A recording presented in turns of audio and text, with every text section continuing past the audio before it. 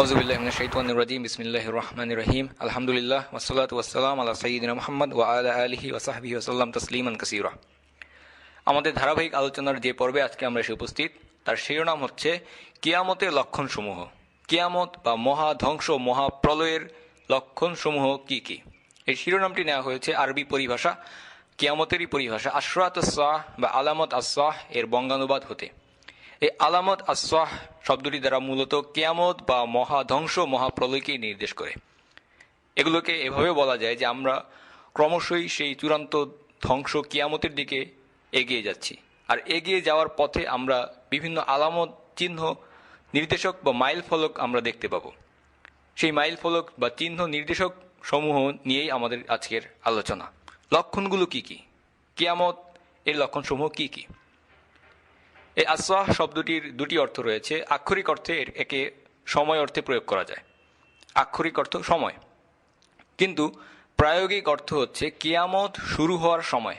আস-সাহ শব্দের প্রায়োগিক অর্থ হচ্ছে কিয়ামত শুরু হওয়ার সময়। এই সময়টা আসলে কখন কখন কিয়ামত বা মহাধ্বংস শুরু হয়ে যাবে তা একমাত্র আল্লাহ সুবহানাহু ওয়া তাআলা ছাড়া আর কেউ জানে না। এমনকি এ বিষয়ে কোনো নবী বা ফেরেশতাও অবগত নন। এটা হচ্ছে আল্লাহ সুবহানাহু ওয়া তাআলার ইলমুল গাইবের অংশ, যা একমাত্র আল্লাহ সুবহানাহু ওয়া তাআলা ছাড়া আর কেউ জানেন না। একমাত্র আল্লাহই জানেন কখন এই মহাধ্বংস মহাপ্রলয় কিয়ামত শুরু হয়ে যাবে। এজন্য একটি বিখ্যাত হাদিসে আমরা জানতে পারি, যখন জিবরিল আলাইহিস সালাম আকাশ থেকে নেমে এসে আল্লাহ রাসূল সাল্লাল্লাহু আলাইহি সাল্লামকে জিজ্ঞাসা করলেন কিয়ামত কখন হবে, রাসূলুল্লাহ সাল্লাল্লাহু আলাইহি সাল্লাম উত্তর দিয়েছেন, যাকে প্রশ্ন করা হয়েছে সে প্রশ্নকর্তার চেয়ে ভালো জানে না। খেয়াল করে দেখুন, জিবরাইল আলাইহিস সালাম রাসূলুল্লাহ সাল্লাল্লাহু আলাইহি সাল্লামকে জিজ্ঞাসা করলেন যে কিয়ামতের সেই মহাধ্বংস শুরু হওয়ার সময়টা কখন, আর রাসূলুল্লাহ সাল্লাল্লাহু আলাইহি সাল্লাম উত্তরে বললেন যাকে প্রশ্ন করা হয়েছে সে ব্যক্তি প্রশ্নকর্তার চেয়ে ভালো জানে না। অর্থাৎ তিনি যা বলতে চেয়েছেন তা হচ্ছে আমাদের দুজনের কারোরই এ বিষয়ে কোনো জ্ঞান নেই যে কখন কিয়ামত শুরু হয়ে যাবে। এটা একমাত্র আল্লাহ সুবহানাহু ওয়া তাআলার ইলমুল গাইবে আছে। তবে রাসূলুল্লাহ সাল্লাল্লাহু আলাইহি সাল্লাম আমাদেরকে এর বেশ কিছু আলামত লক্ষণসমূহ বলে গিয়েছেন। কিন্তু মূল ব্যাপার হচ্ছে এ ধরনের আলামত বা লক্ষণের বর্ণনা অনেক হাদিসে রয়েছে। এর মধ্যে কোনোটা বেশ নির্ভরযোগ্য সহিহ কিংবা হাসান হাদিস, কোনোটাই আছে দুর্বল হাদিস। কাজেই এই নির্বাচনের কাজটুকু বেশ জটিল, যে বিশুদ্ধ হাদিসটুকু ছেঁকে নিয়ে আসতে হলে আমাদেরকে স্বাভাবিকভাবেই হাজার বই এবং হাদিস ঘাঁটতে হবে। এটি বেশ কঠিন এবং শ্রমসাধ্য একটি কাজ। তবে আলহামদুলিল্লাহ যে বিখ্যাত তাফসিরকার ইবনে কাসির এবং অন্যান্য বিশেষজ্ঞ আলেম ইতিমধ্যেই কিয়ামতের আলামতসমূহের একটি তালিকা প্রণয়ন করে একাধিক বই লিখে ফেলেছেন। আমাদের ধারণা আল্লাহু আলম যে কিয়ামতের আলামত নিয়ে তারা রীতিমতো মাস্টার্স কিংবা পিএইচডি লেভেলের কাজ করেছেন। এই বিষয়ে যে বিশুদ্ধ হাদিসগুলো আছে সেগুলোকে বলা হয় আস-সাহি মিন আশরাত আস-সাহ কিংবা আস-সাহি মিন আলামাত আস-সাহ। শুধু এই বিশুদ্ধ হাদিসগুলো সংগ্রহ করে ইউসুফ নামের একজন বিশেষজ্ঞ একটি বই লিখেছেন এবং সেটাকেই আজকের আলোচনার মূল তথ্যসূত্র হিসেবে ব্যবহার করা হয়েছে। তিনি নির্ভরযোগ্য হাদিস গ্রন্থ থেকে এই হাদিসগুলো নিয়েছেন এবং 50টিরও বেশি আলামত তার তালিকায় অন্তর্ভুক্ত করেছেন। অন্যান্য অনেক বইতে এই সংখ্যা, এই আলামতসমূহের সংখ্যা প্রায় 100-তে পৌঁছে গেছে।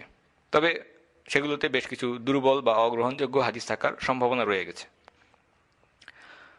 তো এবার আমরা ইনশাআল্লাহ তাআলা আমাদের সেই আলামতসমূহর বর্ণনা করার আগে কিছু বিষয় পরিষ্কার করে নেওয়া যাক।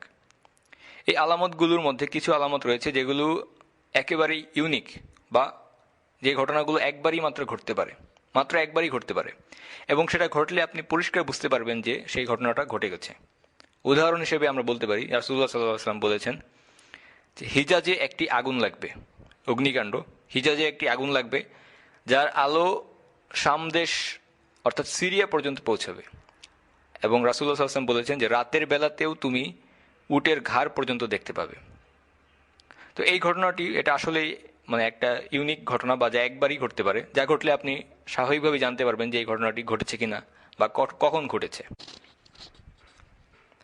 আবার বিপরীতভাবে বেশ কিছু আলামত রয়েছে যেগুলো একাধিকবার ঘটতে পারে, এমনকি বারবার ঘটতে পারে, কিংবা না ঘটলে মনে হবে যে হয়তো এটা ঘটে গেছে। যেমন এমন একটি আলামত হচ্ছে যে অনেক গণহত্যা, রক্তপাত এবং খুনোখুনি হবে। এটা আল্লাহ রাসূল সাল্লাল্লাহু আলাইহি ওয়াসাল্লাম কিয়ামতের লক্ষণ হিসেবে আমাদেরকে জানিয়ে গেছেন। তো এটা হচ্ছে এমন একটা আলামত যে বর্তমানে উম্মার মধ্যে যেভাবে ব্যাপক হত্যাকাণ্ড গণহত্যা চলছে, এগুলো দেখে আপনি বলতেই পারেন যে ওয়াল্লাহি এটা তো ইতিমধ্যেই হয়ে গেছে, এই আলামতটা আমরা অতিক্রম করে ফেলেছি অথবা আমরা অতিক্রম করছি। কিন্তু আপনি হয়তো জানেন না যে ভবিষ্যতে হয়তো এর থেকেও মারাত্মক আকারে গণহত্যা, রক্তপাত, খুনোখুনি এগুলো শুরু হতে পারে। আবার এমন কিছু আলামত আছে যেগুলো হয়তো পুরোটা আত্মপ্রকাশ করেনি, কিছু কিছু স্বল্প পরিসরে ঘটেছে, পূর্ণ মাত্রায় ঘটেনি। আবার কিছু আলামত আছে যেগুলো ক্রমেই তার পূর্ণতার দিকে আস্তে আস্তে এগিয়ে যাচ্ছে। এই কিয়ামতের আলামত সমূহের মধ্যে কিছু আলামত রয়েছে আবার যা পারস্পরিক বিপরীত। যেমন একটা আলামত হচ্ছে যে এক সময় আসবে শান্তির সময়, আবার অন্য আরেকটা আলামত আসছে যে যুদ্ধ ও নিরাপত্তাহীনতা এগুলো ছড়িয়ে পড়বে। কাজেই দেখতে পাচ্ছেন যে এই ঘটনাগুলো একটা আরেকটা সম্পূর্ণ বিপরীত। এই বিপরীত ঘটনাগুলো একই সাথে ঘটতে পারবে না, কাজেই এগুলো সময়ের সাথে সাথে কালের পরিক্রমায় ভিন্ন ভিন্ন যুগে আস্তে আস্তে ঘটতে থাকবে। তো কিয়ামতের প্রথম আলামত কি, প্রথম নিদর্শন বা চিহ্ন কি? মহাপ্রলয়, মহাধ্বংস কিয়ামতের। আল্লাহ রাসূল সাল্লাল্লাহু আলাইহি সাল্লামের পৃথিবীতে আগমনই হচ্ছে কিয়ামতের প্রথম আলামত। কারণ রাসূলুল্লাহ সাল্লাল্লাহু আলাইহি সাল্লাম বলেছেন, আমাকে কিয়ামতের এতটা কাছাকাছি করে পাঠানো হয়েছে যতটা কাছাকাছি এই আঙ্গুল দুটো। এরপর রাসূলুল্লাহ সাল্লাল্লাহু আলাইহি সাল্লাম তার হাতের দুটো আঙ্গুলের দিকে ইশারা করে বুঝিয়ে দেন যে এই দুটো আঙ্গুল যত কাছাকাছি রয়েছে তার থেকেও আমি কিয়ামতের অধিক নিকটবর্তী। এখানে রাসূলুল্লাহ সাল্লাল্লাহু আলাইহি ওয়াসাল্লাম আমাদেরকে যা বলছেন সেটা হচ্ছে যে পৃথিবীর বুকে মানবজাতির যে বয়স, মানবজাতির যে ইতিহাস, যে বয়স, কালের পরিক্রমা, সেই তুলনায় তিনি কিয়ামতের এতটা কাছাকাছি এসেছেন যে যতটা কাছাকাছি তার হাতের দুটো আঙ্গুল। তিনি বলেছেন যে তিনি এসেছেন একেবারে শেষ সময়ে। এই পৃথিবীর বুকে মানুষের বিচরণকালকে, মানুষের অবস্থানকে যদি আপনি একটা দিন হিসেবে ধরেন, মানবজাতির অবস্থানের সময় ইতিহাসকে একটা দিন হিসেবে ধরেন, তবে রাসূলুল্লাহ সাল্লাল্লাহু আলাইহি সাল্লাম যেন আগমন করেছেন একেবারে শেষ বিকেলে, পরন্ত বিকেল, সূর্য অস্ত যাচ্ছে। এটা আল বুখারীর হাদিস। কিয়ামতের দ্বিতীয় আলামতটি হচ্ছে আল্লাহ রাসূল সাল্লাল্লাহু আলাইহি সাল্লামের মৃত্যু। প্রথম আলামত হচ্ছে আল্লাহ রাসূল সাল্লাল্লাহু আলাইহি সাল্লামের আগমন এবং দ্বিতীয় আলামত হচ্ছে রাসূল সাল্লাল্লাহু আলাইহি সাল্লামের মৃত্যু। আল বুখারীর একটি হাদিসে রয়েছে, আনাস ইবনে মালিক রাদিয়াল্লাহু তাআলা আনহু বলেছেন যে রাসূলুল্লাহ সাল্লাল্লাহু আলাইহি সাল্লাম আমাকে কিয়ামতের আগে 6টি আলামত হিসাব করতে বলেছেন। 1 নম্বরে তিনি বলেছেন আমার মৃত্যু। কাজেই প্রথমে আমরা এই আলামতটি নিয়ে আমাদের আলোচনা করব, এরপর পর্যায়ক্রমে বাকি 5টি বিষয় আমাদের আলোচিত হবে ইনশাআল্লাহ তাআলা। রাসূলুল্লাহ সাল্লাল্লাহু আলাইহি সাল্লামের মৃত্যু শুধু কিয়ামতের একটা চিহ্ন বা আলামতই নয়, বরঞ্চ এটা সমগ্র মুসলিম উম্মার জন্য একটা বড় বিপর্যয় ছিল। এ ব্যাপারে একটা হাদিস রয়েছে যেখানে রাসূলুল্লাহ সাল্লাল্লাহু আলাইহি সাল্লাম বলেছেন, তোমরা যখনই কোনো সমস্যায় পড়বে তখনই আমাকে হারিয়ে ফেলার মাধ্যমে যে সমস্যায় পড়েছ সেটার কথা ভাববে, তখন তোমাদের সমস্যাটা নিতান্তই তুচ্ছ মনে হবে। অর্থাৎ রাসূলুল্লাহ সাল্লাল্লাহু আলাইহি ওয়াসাল্লাম বলতে যাচ্ছেন, আল্লাহ রাসূল সাল্লাল্লাহু আলাইহি ওয়াসাল্লামের মৃত্যুর মাধ্যমে যে বড় বিপর্যয় শুরু হয়ে গেল, রাসূল সাল্লাল্লাহু আলাইহি ওয়াসাল্লাম নেই, এরপরে যে সমস্যায় আমরা পড়লাম সেই সমস্যাগুলোর কথা যদি আমরা চিন্তা করি তখন আমাদের বর্তমান সময়ে যে সমস্যা সেটাকে খুবই তুচ্ছ মনে হবে। যদি আপনি আপনার জীবনে কোনো সমস্যা, দুর্ঘটনা বা বিপর্যয় নেমে আসে, তবে আপনি ভেবে নেবেন যে আপনি তেমন বড় কোনো ক্ষতির সম্মুখীন হননি। কারণ সবচেয়ে বড় ক্ষতি, সবচেয়ে বড় লস, সেটা আমরা হারিয়ে ফেলেছি, সেই ক্ষতির সম্মুখীন আমরা হয়ে গেছি। সেটা হচ্ছে আমরা আল্লাহ রাসূল সাল্লাল্লাহু আলাইহি সাল্লামকে হারিয়ে ফেলেছি। দেখবেন তখন আপনাদের সমস্যাগুলো ছোট বা তুচ্ছ, সামান্য মনে হবে। তো সুনান তিরমিজিতে আনাস ইবনে মালিক রাদিয়াল্লাহু তাআলা আনহু বলেছেন, রাসূলুল্লাহ সাল্লাল্লাহু আলাইহি সাল্লাম যখন মদিনায় এসেছিলেন তখন পুরো মদিনা যেন আলোয় ভরে গিয়েছিল। যখনই তিনি চলে গেলেন মদিনা যেন আঁধার হয়ে এলো। যখন রাসূলুল্লাহ সাল্লাল্লাহু আলাইহি সাল্লামকে আমরা দাফন করলাম, তার কবরের মাটি হাতে লেগে থাকতেই মনে হলো আমাদের হৃদয়ে কি যেন একটা পরিবর্তন হয়ে গেছে।